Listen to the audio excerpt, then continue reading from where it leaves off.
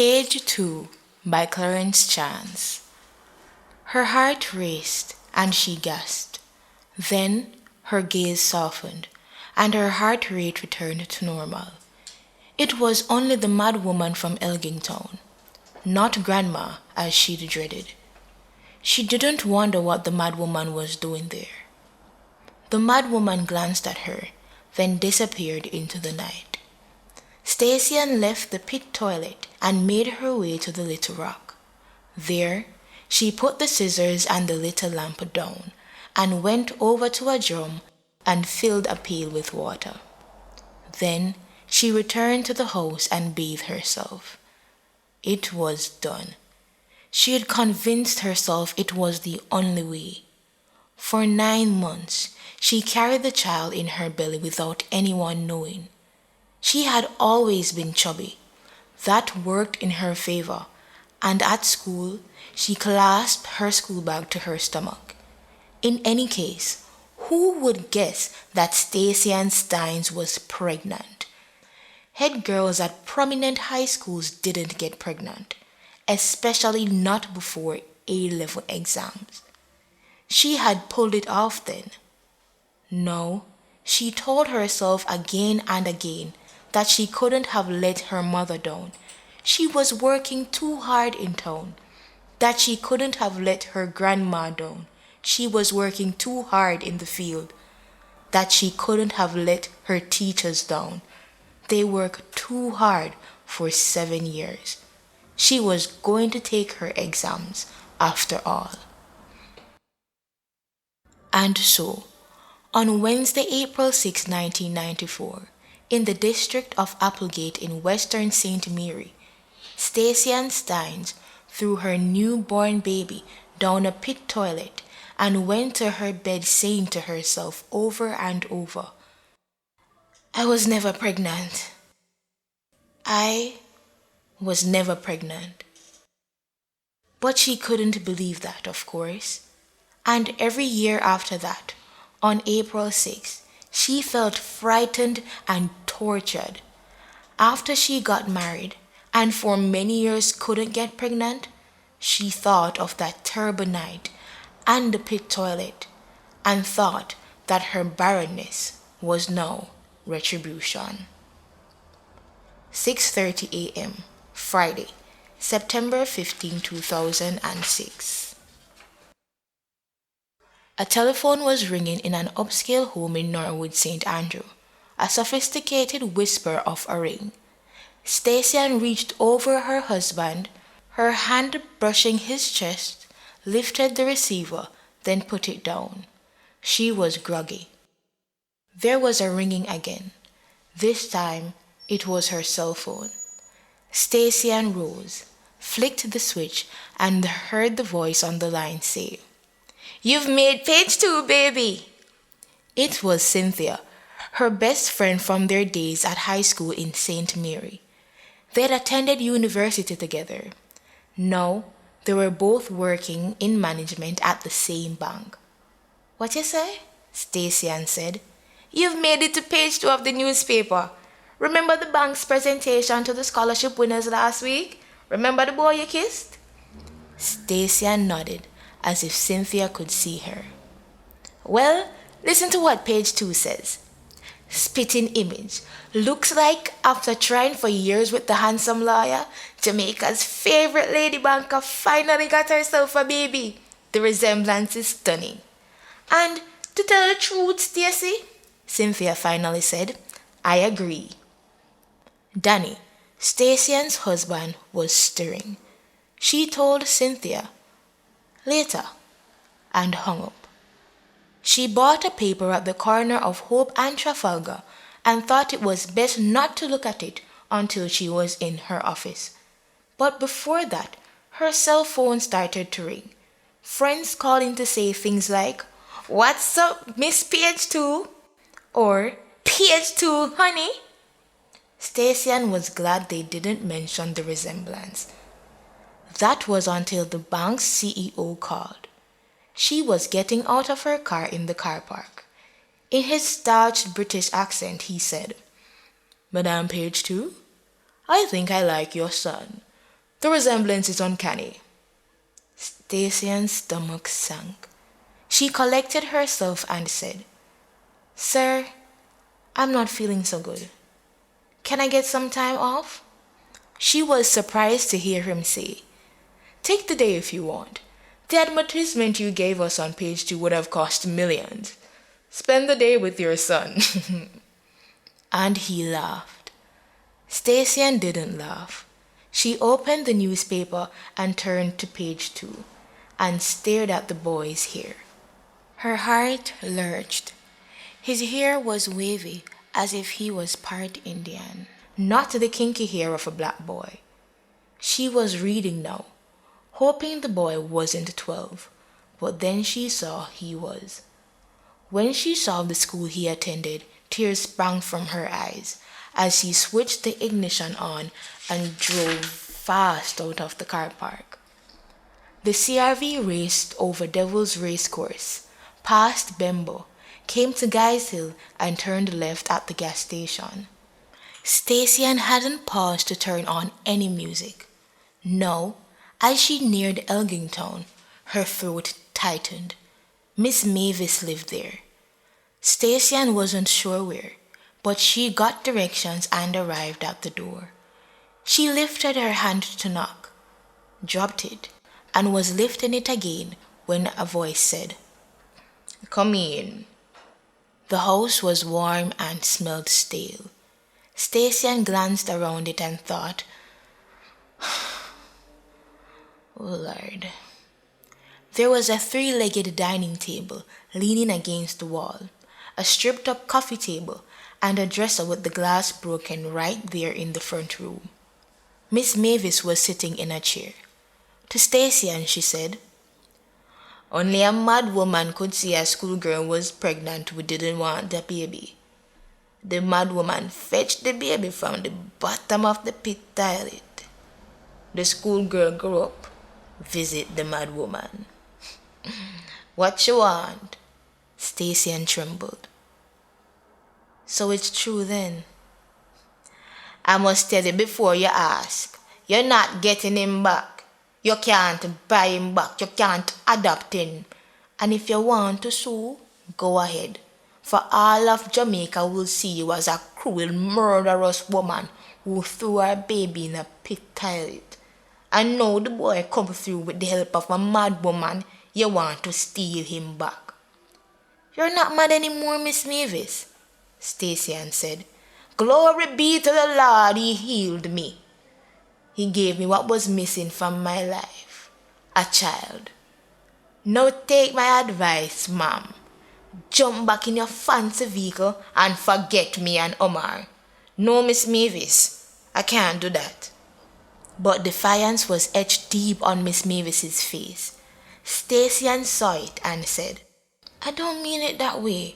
What I mean is, I could get you some furniture, clothes, food.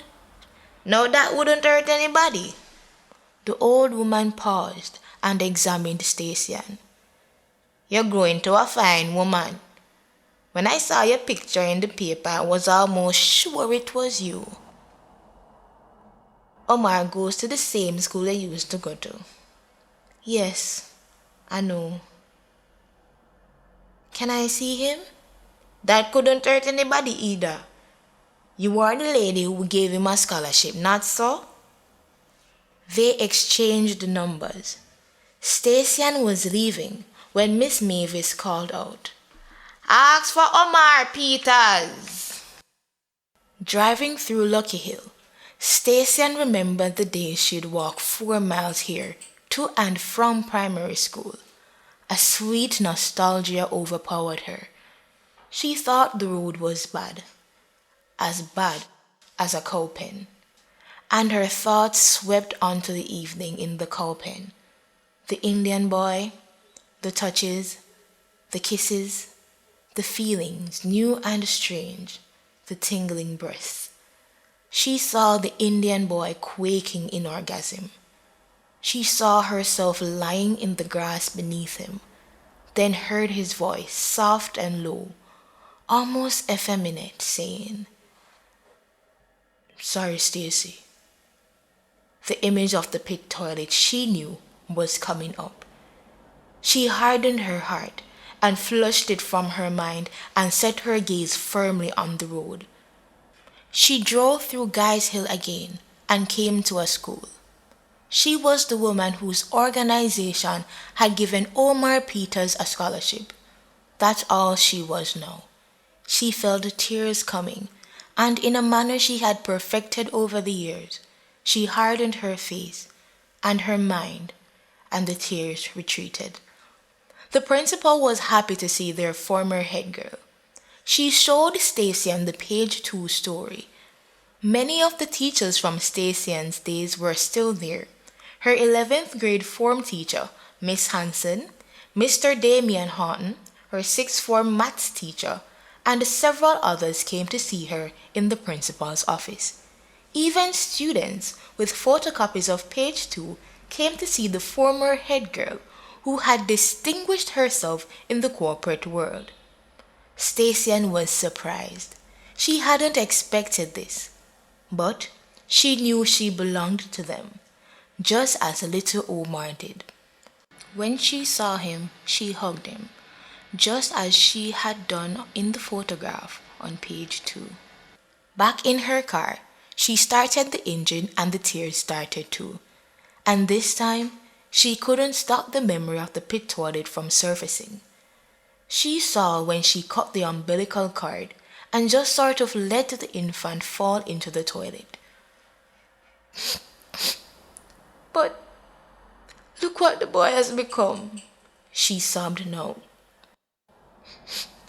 Look on this beautiful specimen of a boy. And brains. He was born with brains too. They were standing, waiting for her to drive away. But when they saw that she didn't, some started to walk towards the vehicle. Stacian saw them and drove away. She came to the house where she had lived as a child. Nobody lived there anymore. Grandma was long dead. Grandpa even before her. She went over to their graves, bent down and kissed each gravestone in turn, and said,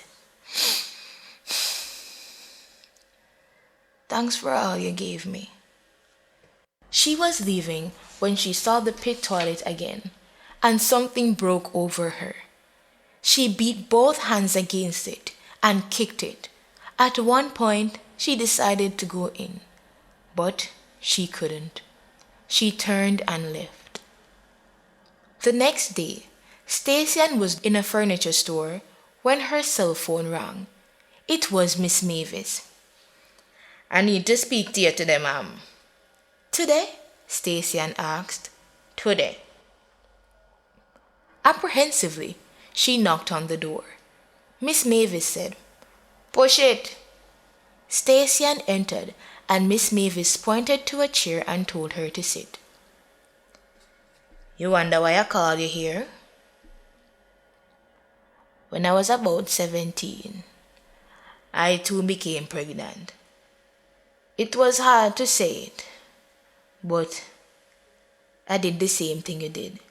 Stacian stared at her. "You mean?" "Yes. I threw the child into the pit toilet, but there was no one to rescue it. And in all my years, I couldn't get a child. My womb was punished for that sinful act, and it played games with my mind too. So when I saw you with your school bag before you, I knew you were hiding the belly. I knew you would throw it away. I wanted a child to ease the pain. And so said, so done. My mind healed at the very moment I fished him from the feces.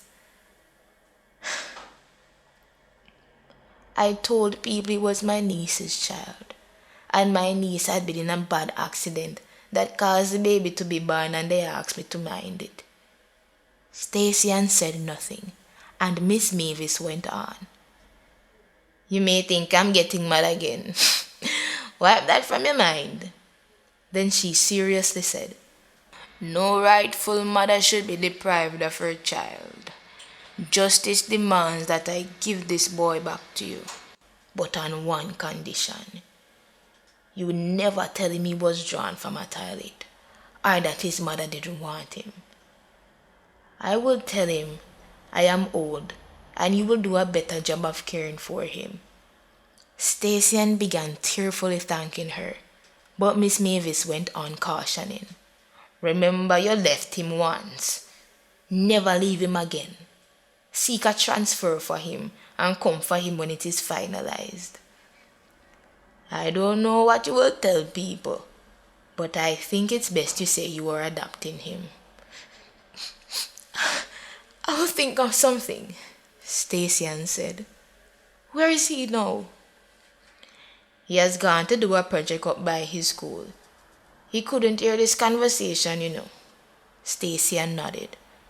The old woman rose, saying, So, how often will you make me see him? As often as you like. Once a month is good enough for me. They embraced, for in a sense they were sisters, and in a sense they were also mothers of the same boy. One morning, when the air was still and a mountain of clouds hung in the east, Robert Singh walked into 8-1. It was late November 2007, and he had come to replace Mr. Pedley. Robert Singh was dark, not tall, Indian, with low-cut hair and a low voice. His ears were large, and his glasses too big for his face. There'd been a hum in the class, this boy talking about that, and that boy talking about this. But when he appeared, they fell silent. Omar Peters thought, shouldn't it name him Mousy? Mr. Singh took his marker, wrote his name on the board and said, Good morning, gentlemen. I will be teaching you math for the rest of the year. My name is Singh. He went on pointing to his name on the board, Robert Singh. And he went on to tell them that his father's great-grandfather was one of the pioneering Indians who came to the Caribbean. He spoke of heritage, how important it was that it could fuel fire in a man and to make him into something remarkable. Now his eyes were fixed on the Indian boy at the front of the class. What's your name and where's your family from? My name's Omar Peters, and I come from Elgin Town in St. Mary, sir. Strange, Robert Singh thought, turning on his toes. Is it your mother from Elgin Town or your father? But to Robert Singh, no, the boy seemed shy, and it was clear he didn't want to continue answering any questions. A thoughtful look came over Robert Singh's face. There was no Indian family within 50 miles of Elgin Town. None, except his, of course. Strange, Robert Singh thought. Very strange. But he moved on, asking the other boys their names and where they came from. He sat under the tree near the staff room. It was after 5, but he would wait. He wanted to see who would pick up Omar Peters.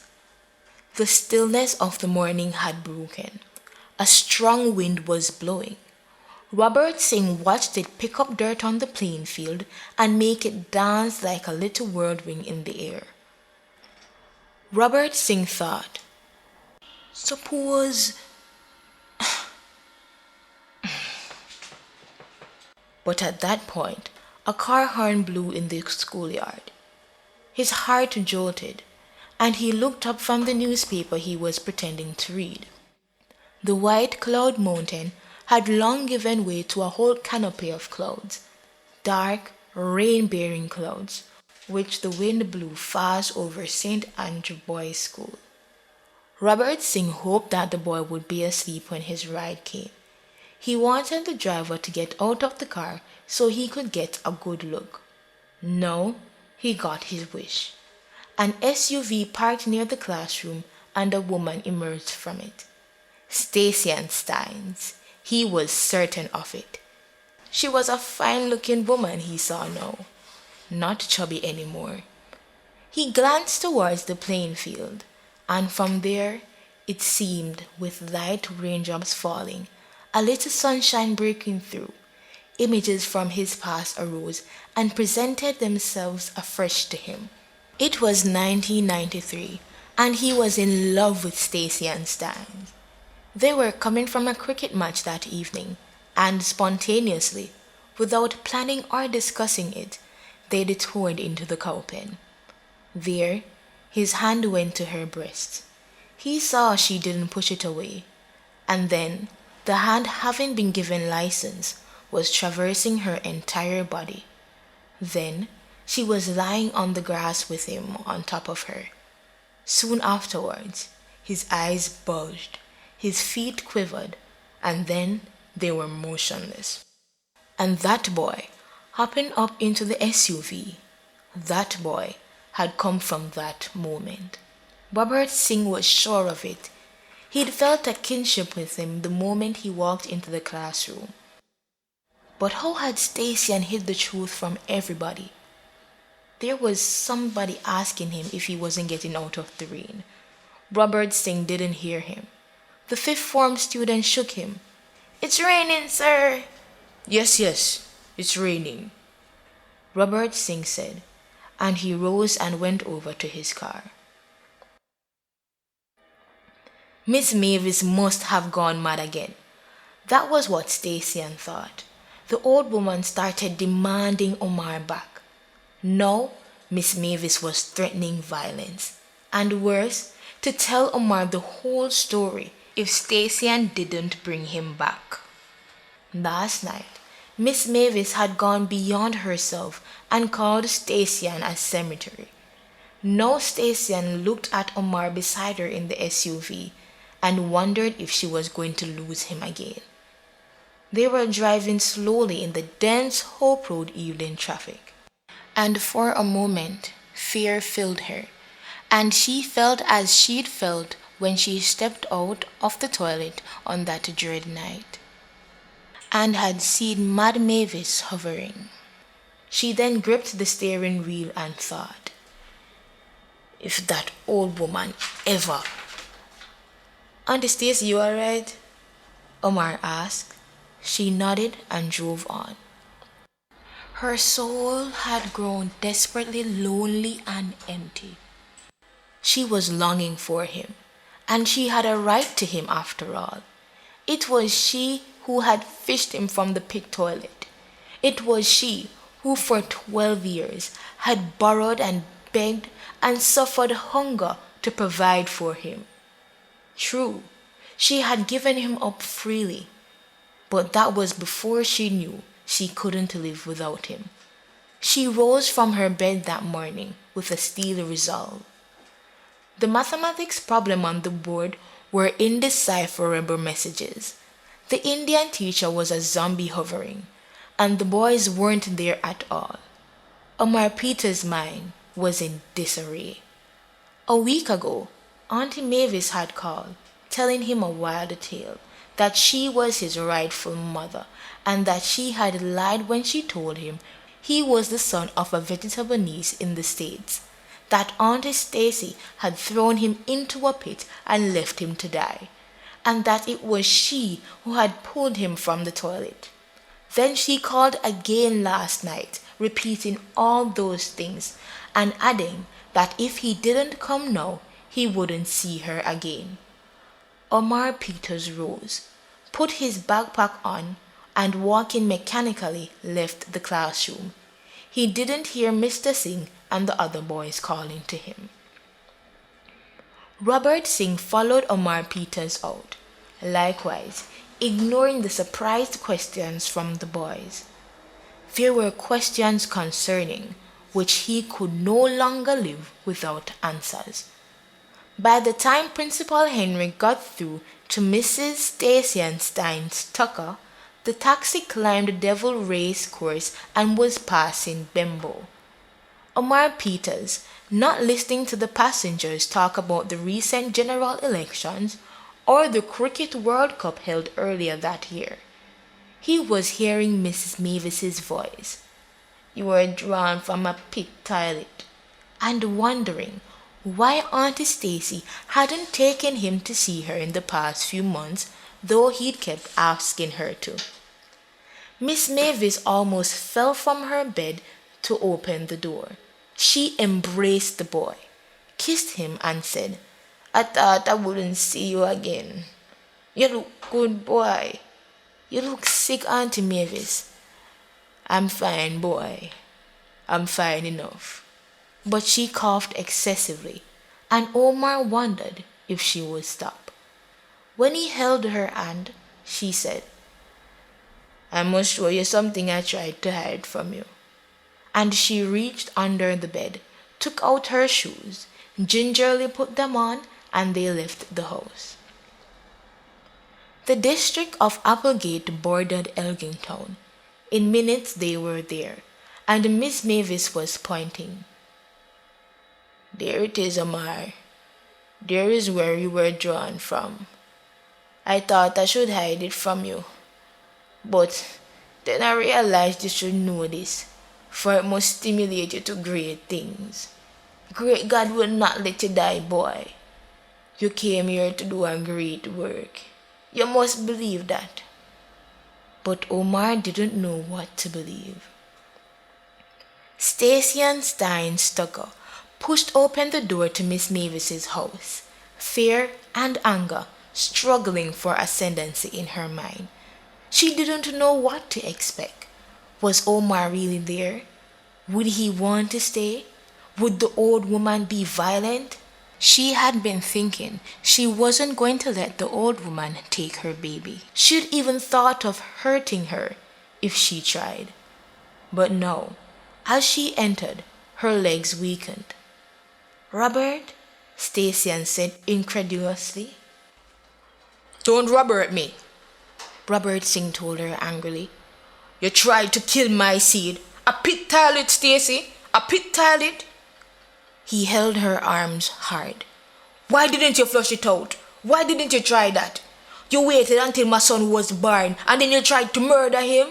"It wasn't like that." Stacian was crying now, wailing really, and the neighbors heard and began stirring in their houses. Stacian turned to Miss Mavis. "Tell him it wasn't like that, Miss Mavis."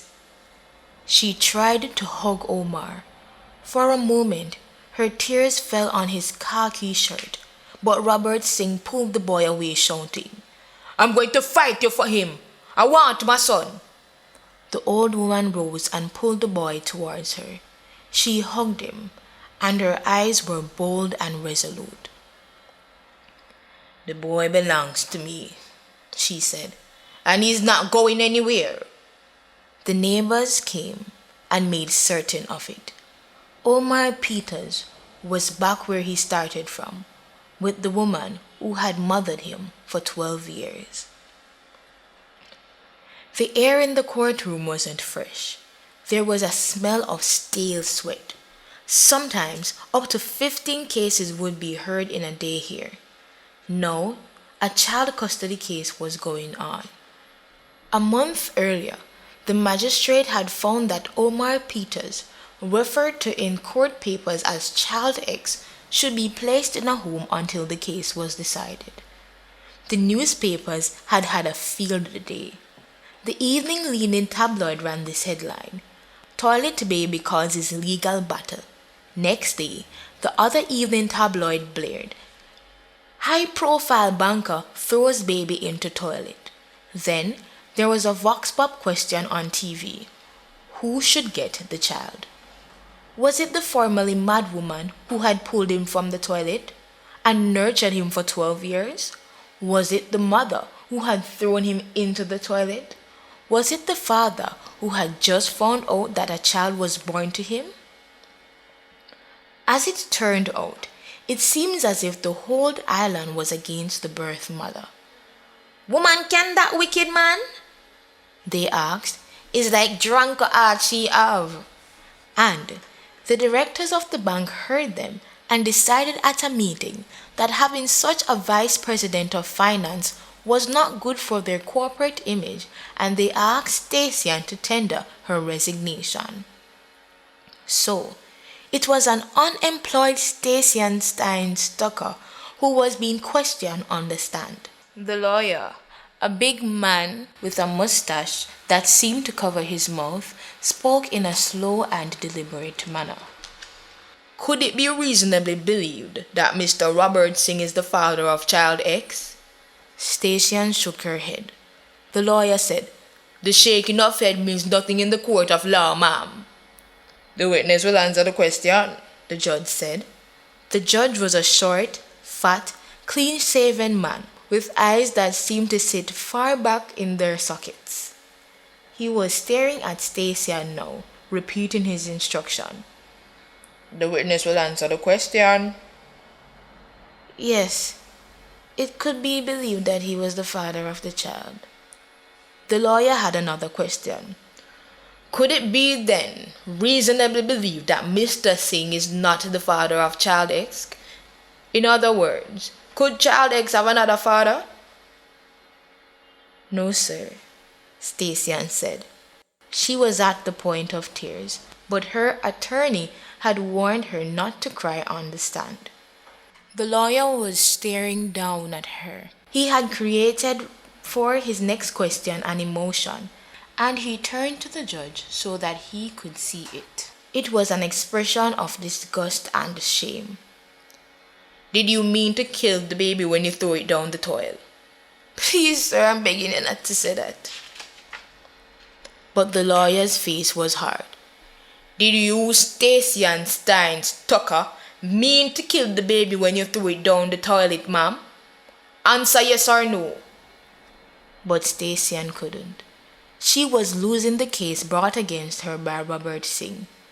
She was being shown to be an unfit mother, and DNA analysis had shown that Robert Singh was the father of child X. Now, Miss Mavis was on the stand. She had come to make a statement, she told the court. She looked first at the lawyer, then at the judge, and then around the courtroom. "When I was a teenager, Your Honor," she began, "I became pregnant. I hid the belly. There was too much shame in carrying a belly as a teenager, so I threw the baby down a pit toilet. But I wasn't a bad person. Stacian isn't a bad person either. Only fear made her do what she did. Stacian is a good woman, Your Honor. The boy tell me how well she treated him. I too wanted to take him back, but I am a sick woman, and the next best person to take care of my boy is his other mother. Now I don't come here to speak for Stacian Steins, Your Honor. I come to speak for Omar. This court must do what is right for Omar, Your Honor." Stacian Stein-Tucker was in the newspaper again, this time on the front page, her hands lifted in exultation. She had promised the court she would take care of the boy, and she was promising herself that now, as he came in with the coffee he'd insisted on making her. In a room upstairs, Miss Mavis was sleeping, sound as ever. Stacian's husband was leaving her. He said marriage couldn't exist without trust, and that trust was gone. They were chatting him at work, at the golf course. Little groups had been formed to discuss how his wife had thrown a baby down a toilet. What else had she hidden? He would file for divorce. As he spoke, Stacian said nothing. She was sitting on the floor near the bed, her hands stretched across it, crossing at the wrists, her feet pulled in under her, likewise crossing at the ankles. She was thinking that God was punishing her, that she had done something evil long ago, and now the punishment had come. It was one of the laws of life. No evil deed goes unpunished. her grandmother had told her so many times. That night, her husband packed his suitcase and drove out of her life. The sun rose over St. Thomas. In Kingston Harbor, a red-bottomed ship was moving. Rings of smoke curled into the air above it. A flock of birds was flying towards Port Royal. 3 birds paused to hover above a canoe around which stunned fish had started to rise to the surface. Out beyond the long finger of land that was the Palisades, a container ship was moving. From a distance, it seemed the size of a canoe, and it was laden with red and green and orange containers. A blanket of smog was rising now over the squatter community west of the harbor. There were 12 and 13-year-old girls getting ready for school there. By the next year, some of them would be having babies. Of the children from that squatter community, 30% would learn nothing at school today. Stacian wasn't concerned about these things. She was locked into her own fast vanishing world. She had lost her job, her husband. What else was there to lose? Immediately, her mind swept to her mother, who lived in England. Stacian thought she had better call her and tell her everything before she found out. But just then the phone rang, and it was her mother calling from London. "I was just about to call you," Stacian said. "Sure you were." "I'm serious, Mommy." "Look here, I'm coming out on Thursday for 2 weeks vacation, and I'm looking forward to some of Danny's fine cooking that you're always boasting about." "Yes, Mommy," Stacian said. When her mother arrived, Stacian said, "I have something to tell you, Mommy." "For heaven's sake, Stacy, I just got here. Can't it wait?" "Sit down, Mommy, and listen well." Miss Gloria sat, and her daughter told her the whole story. "So you see, Mommy, my life is in a mess right now." Stacian waited, afraid, unsure what her mother would do, would say. But Miss Gloria simply rose, holding her arms out and saying, "Come to Mommy." And she hugged her. "You're still my little girl," she told Stacian. "But tell me, who is the father of the child?" "He's an Indian named Robert from Elgington, Mommy." A thoughtful look came over Miss Gloria's face. "This Mavis that pulled the baby from the pit toilet, is she the same mad Mavis from Elgington?" "Yes," Stacian said. "Is something the matter?" "Heaven help me soul!" Miss Gloria shouted. Stacian tried to ask the obvious questions, but her mother put her hand in the air and sat again. "Let me tell you a story, Stacian," she said. "When I was around 18, a boy came from town to spend holiday in the district. Now, one night I hid from your grandma and grandpa. I was making out with the boy outside beside the toilet when we heard a swooshing sound. We saw Mavis run out of the toilet, and we heard a baby cry. Mavis had just had a baby and thrown it into the toilet. We managed to get the baby out, and the baby felt so nice and I wanted it for myself. I told the boy that if he really loved me, he would let me keep it for a while." Stacian, sitting on the couch opposite of her mother, was enthralled. But her mother said, "Water, please, water," and she rushed to the fridge.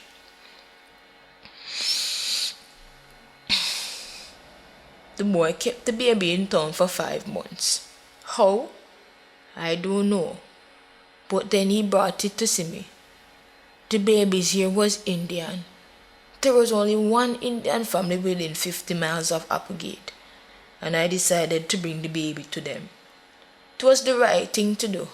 Furthermore, by that time I was pregnant with you. I named the baby Robert, and the family stuck with the name. They vowed to keep how the baby came into the world a secret until they died, and they asked me to do the same. The baby's father was drunken Arville Singh, and his mother, Mavis Peters. Mad Mavis Peters that you know. Stacey was shocked into silence. She stood up, paced a while, then returned. So, Miss Mavis is Robert's mother? Well, it would have to mean that based on what I've just told you. Stacey was like a mad woman now, gesticulating as if she was delirious. But she must not know, Mommy, she shouted. Why? She might turn against me, turn towards our son and take the baby away from me. She mustn't know. Her eyes were the eyes of a mad woman. But Miss Mavis was coming down the stairs, hands lifted high, worshipping. Glory be to the Lord. You have seen the troubles of your handmaid, and have moved to show her mercy. My baby never died. My baby is alive. Glory be to the Lord. Miss Gloria stood up. What's she doing here? She gave a testimony that made me win the custody of Omar, Mommy. And she's sickly now, so I brought her here to stay, Stacey said.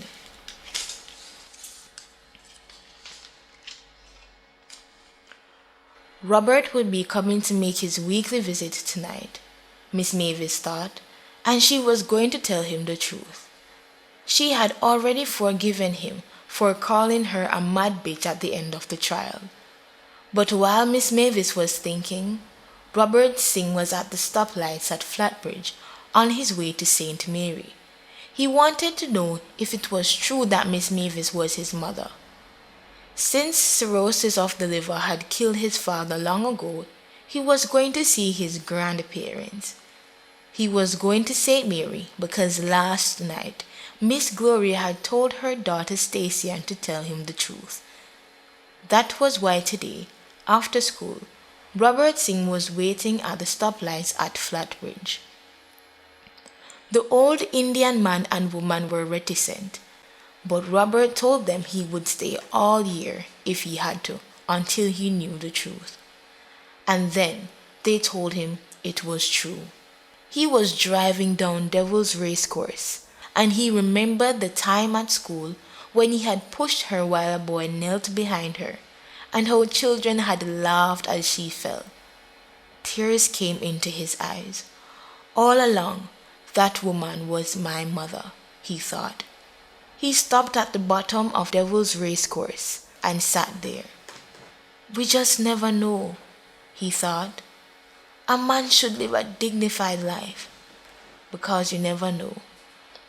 He was not going to fight for Omar anymore. He wanted to have his surname changed though. He would hold out for that. Heritage was important. And Miss Mavis was his mother. He would own her and provide for her and love her. He was just about to drive off when his cell phone rang. Omar, he learned, had run away. He drove like a madman past Linstead, past Bogwalk. The stoplight better not say red when he reached Flatbridge. At the house in Norwood, his door was open before the car stopped. Omar had left a note. He was tired of being pulled one way and then another. He was fed up with life, and he wasn't coming back.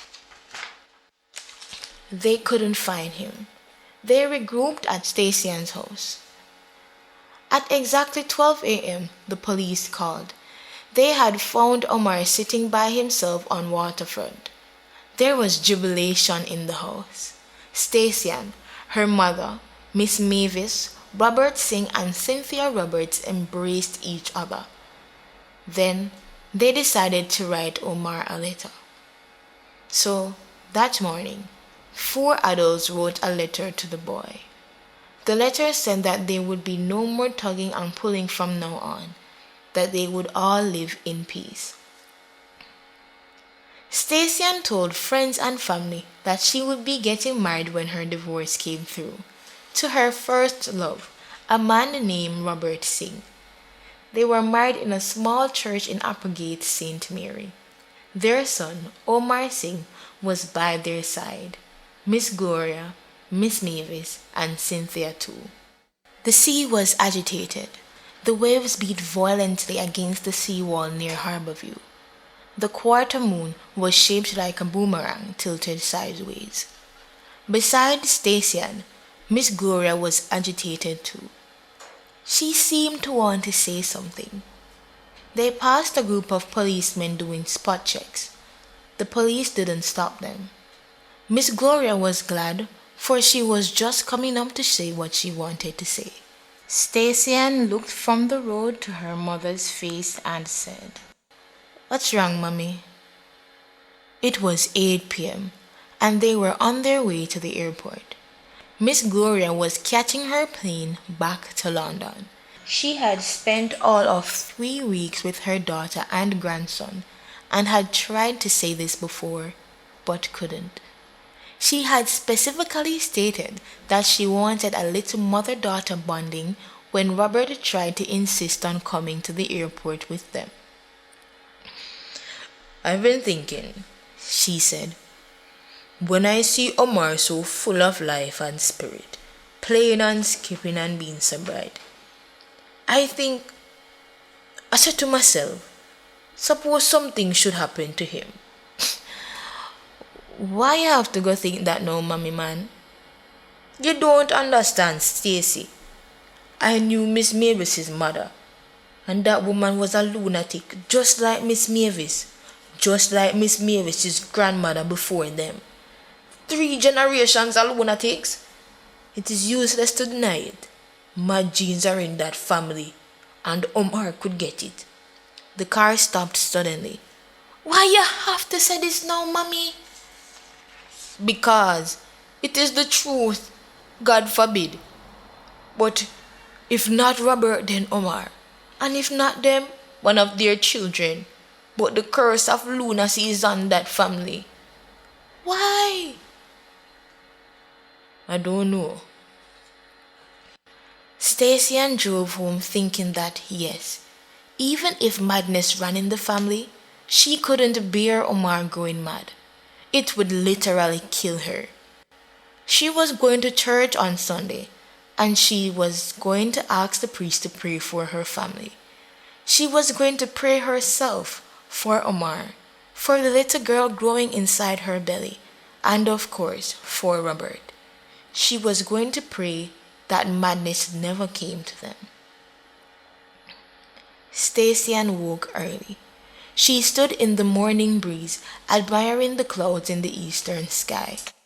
She thought the sky was beautiful, with red and orange, and where the sun was trying to break through a bright yellow. She was thinking the side could make a pretty painting when a bird appeared over the house. She knew it was a hawk. She watched in amazement as it twirled and dipped and rose and squawked, and then she was afraid. She then heard Omar crying, running to her. Auntie Mavis wasn't moving, he was saying. Something was wrong. If anything would madden Omar, it was this, Stacian thought, because lying on her bed, dead, was Mavis Peters. They buried Miss Mavis in her backyard in Elgington, St. Mary. She had smoked for years, and finally it had caught up with her.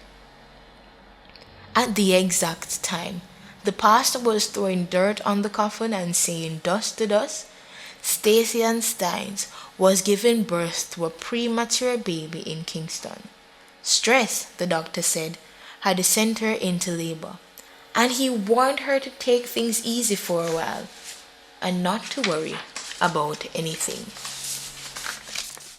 He had told the story many times, how he had been born in a pit toilet, and how his teenage mother had thrown him down the hole, and how his grandmother, not knowing it was her grandson, had rescued him and nurtured him for years. He spoke of his mother, the executive at the bank, pictured kissing him on page 2 of the newspaper without knowing he was her son. He spoke of the journey the picture on page 2 had brought to him, and of how his father had come into his life later, and of how he'd left when his mother lost her sanity. He said that his father taught him one very important thing before he left, though, that heritage and family were important. It was a sense of heritage that had supported him throughout his studies.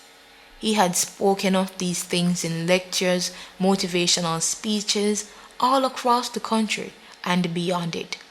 And he'd written the story of his life in a book he called Page 2. He was 38 now, and the president of the Bank of Commerce, and he was driving on one of the city's bloody streets on his way to the asylum in East Kingston. The doctors had called to say that Stacey Steins was ready to go home. Dr. Omar Singh had hunted down his father, who was sitting beside him in the front of the SUV now. In the back seat was his younger sister. They were going together to get his mother because heritage and family were important.